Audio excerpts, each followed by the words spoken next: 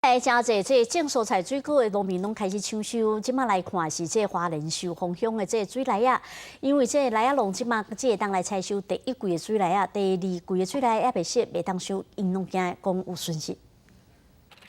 这是花莲寿丰梨啊产地，一粒一粒梨啊吊伫树顶，农民摕电剪，要绑一粒就将棍一件梨啊，长时间走烧入，要伫风台来种前，把梨啊赶紧甲收落来。如果台风来的话，我们就损失很大。目前的话，我们就赶快采收，可以采收的就尽量采收，减少损失。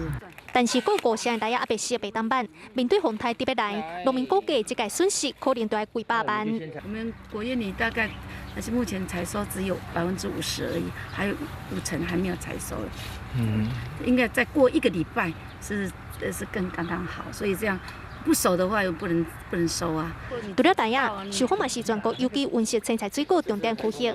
农民除了赶紧办菜，搁要做好温室固定。若无风台那个温室破坏去，损失恐惊就要几千万。台风在做的时候，有树枝啊，都是乱飞嘛，乱飞哦，它虽然被砸到以后就会破，破了以后从那个洞它开始裂开，裂开以后整个温室就坏了。花莲地区即马青菜水果运销拢真正常，各农会嘛加强宣导农民地风台措施，而且公园基地伫下早起嘛开始将战斗机刷去嘉山基地，要去避风台，全面注意即个风台情形。记者综合报道。